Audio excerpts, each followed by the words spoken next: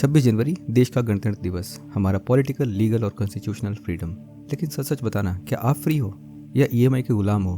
हर महीने सैलरी आती है, पहले बैंक का ईएमआई कटता है, फिर रेंट, फिर बिल। महीना खत्म होने के पहले बैंक बैलेंस खत्म होता है और फिर शुरू होती है टेंशन। अगर ये आपकी लाइफ लग रही है तो ये वीडियो आपके लिए है। आज मैं आपको 3 स्टेप का ईएमआई फ्रीडम प्लान दूंगा जो 10 मिनट में आप कर सकते हो और कोई भी मिडिल क्लास फैमिली इसे अप्लाई कर सकती है। ना मोटिवेशनल बकवास, ना फालतू का ज्ञान। आज बात होगी ईएमआई की गुलामी की, सिंपल लैंग्वेज में, प्रैक्टिकल तरीके से। वीडियो को एंड तक देखना क्योंकि मैं एक छोटी सी ट्रिक बताऊंगा जिससे आपके ज़रूरत वाला लोन 5-7 साल पहले ही ख़त्म हो जाएगा। चलो शुरू करते हैं। ईएमआई की गुलामी से ईएमआई के ऊपर कंट्रोल तक का सफ़र। सबसे पहला स्टेप, आँख खोलना। हम सब ईएमआई भरते तो हैं लेकिन कभी पूरा पिक्चर देखते ही नहीं है। एक काम अभी सोच लो और वीडियो के तुरंत बात कर लेना।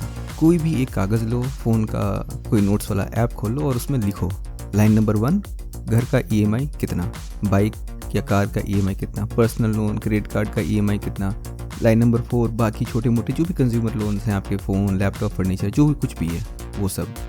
अब टोटल जोड़ के देखो। मान लो एग्जांपल के लिए आपकी सैलरी है 50,000, होम लोन 18,000, कार का लोन 7,000, पर्सनल या कंज्यूमर लोन 5,000 रुपया, टोटल ईएमआई लगभग 30,000 के आसपास। मतलब 50,000 में से 30,000 केवल बैंक को जा रहा है, यानी 60% सैलरी केवल ईएमआई में बन रही है। अब सोचो बचा कितना? 20,000 में आपको रेंट, राशन, बिजली बिल, इंटरनेट, पेट्रोल सब कुछ मैनेज करना है। और यही रीज़न है कि मंथ एंड हो या सैलरी आने का दिन, आप कभी खुश नहीं होते। यही है हमारा रियलिटी चेक। अब ईएमआई की लिस्ट बन चुकी है। अब चलते हैं step number 1, EMI audit. Simple सवाल, आपकी सैलरी का कितना हिस्सा ईएमआई में जा रहा है? हमारे एग्जाम्पल में 60,000। एक सिंपल सा रूल सजेस्ट करूं, अगर आपकी सैलरी 40% से ज़्यादा ईएमआई में जा रही है तो आप रेड जोन में हो। रेड जोन का मतलब इमरजेंसी आई, जॉब गई, हेल्थ इशू आया तो आपके पास कोई ऑप्शन नहीं है। 40% आपके खतरे का निशान है। इसके ऊपर आपके जीवन में मुसीबत की बाढ़ कभी भी आ सकती है। मुसीबत छोड़ो, अगर कोई शादी, बर्थडे, कोई फंक्शन आया, सब खुश होंगे, केवल आप दुखी रहोगे क्योंकि आपके पास पैसे नहीं बचे हैं। पिछले स्टेप में हमने जो लिस्ट बनाया था ना, वहाँ अब हर ईएमआई के आगे लिखो ज़रूरी या जिद। जैसे घर का ईएमआई ज़रूरी है, एजुकेशन लोन ज़रूरी है क्योंकि आगे आपको वो इनकम बढ़ाने में मदद करता है। कार का लोन ज़रूरी भी हो सकता है, जिद भी हो सकता है, अपने हिसाब से देख लो। फ़ोन, गैजेट का ईएमआई, ये तो जिद ही है ज़्यादातर केस में। अब जब आपकी ज़रूरत और जिद लिख दोगे ना तो आपको पता चलेगा कि ये सारा जो हमारा मैक्सिमम टेंशन है ना, ये हमारी खुद की चॉइस है। पर यहाँ टेंशन लेने का नहीं है, हम यहाँ आपदा को अवसर बनाएंगे। तो चलो प्लान बनाते हैं। यहीं पर आता है हमारा step number 2, negotiate and restructure. India में से बहुत से लोग हैं जो ये चीज़ करते ही नहीं है। मैंने खुद देखा है लोगों को, जो इंटरेस्ट रेट बैंक बोल दे बस वही ज़िंदगी भर भरते रहते हैं। चलो एक एग्जांपल लें। जैसे मान लो आपका होम लोन है 25 लाख का, इंटरेस्ट रेट है 9%, ईएमआई लगभग 22-23 हज़ार के आसपास। अब अगर बैंक से आप बात करके इस 9% को 8% करवा लिए या 8.5% करवा लिए तो ये जो 1% या 0.5% का जो डिफरेंस है, ये पूरे लोन पीरियड में आपके लाखों रुपए का इंटरेस्ट बचा सकता है। कभी ट्राई करके देखना।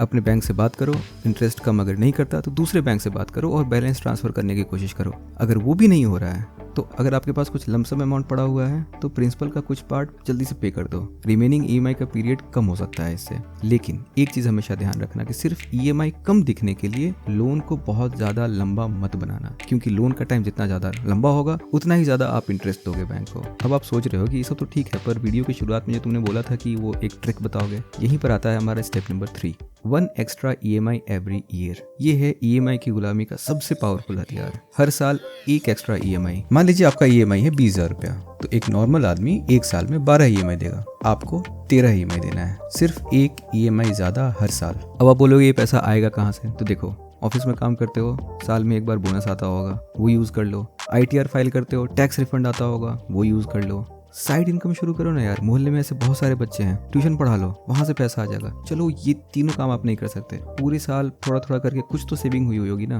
बस वो पैसा लेके अपने प्रिंसिपल अमाउंट को कम कर लो। प्रिंसिपल कम होगा तो इंटरेस्ट भी कम लगेगा और फ्रीडम जल्दी मिलेगी। ये hack home loan, car loan और पर्सनल लोन पर काम करता है, क्रेडिट कार्ड वाले ईएमआई पर बिल्कुल नहीं। इसलिए अगर ऐसा कोई क्रेडिट कार्ड वाला ईएमआई है तो सबसे पहले उसको खत्म करो। यही है हमारा पहला आज़ादी का शॉर्टकट। हमने देखा स्टेप नंबर 1 में EMI ऑडिट, स्टेप नंबर 2 में negotiate and restructure, step number 3 पे एक एक्स्ट्रा EMI है। अब आते हैं सबसे बड़ी गलती पर। जैसे ही एक की EMI खत्म हुई, बस तुरंत दूसरा लोन ले लिया। फोन का EMI खत्म हुआ तो टीवी ले लिया, टीवी का खत्म हुआ तो AC ले लिया। जब तक AC का EMI खत्म हुआ तब तक नया फोन मार्केट में आ गया। तो ये जिंदगी भर यही EMI का साइकिल चलता रहता है। अब आप बोलोगे इसका सॉल्यूशन क्या है? इसका सॉल्यूशन केवल एक है, डिसिप्लिन। जैसे ही EMI खत्म, तुरंत इन्वेस्टमेंट शुरू कर दो। सेम अमाउंट सेम डेट पे SIP कर दो। महीने की जिस तारीख को पहले EMI करती थी, अब उसी तारीख को हम इन्वेस्ट करेंगे। और यही फर्क है जिंदगी भर EMI की गुलामी में रहने वाले और धीरे धीरे फाइनेंशियली फ्री होने वाले लोगों में।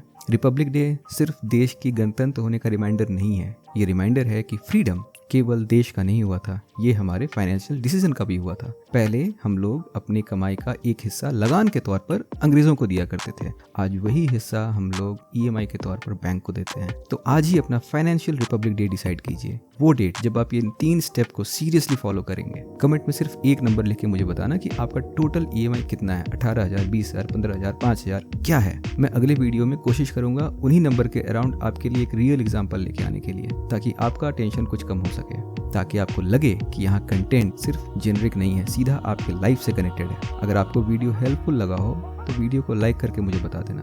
तो इसको करो शेयर उन दोस्तों के साथ जो हर महीने EMI के स्ट्रेस में जीते हैं और उनके पास कोई दूसरा प्लान नहीं है, कोई दूसरा ऑप्शन नहीं है। अगर आप ऐसे ही प्रैक्टिकल वीडियोस देखना चाहते हो जहां हम SIP इन्वेस्टमेंट और हमारे जैसे लोअर मिडिल क्लास लोगों की रियल लाइफ मनी प्रॉब्लम को सॉल्व करें, तो चैनल को कर लो सब्सक्राइब, बेल आइकन दबाना मत भूलना, क्योंकि आने वाले वीडियोस में हम EMI और SIP का एक कंप्लीट रोड मैप देखेंगे। ये था हमारा EMI से आज़ादी का रिपब्लिक डे स्पेशल वीडियो। मैं हूं अश्विनी और मिलते हैं अपने नेक्स्ट वीडियो में। तब तक के लिए EMI से अपनी जंग को जारी रखो। विजयी भव। जय हिंद।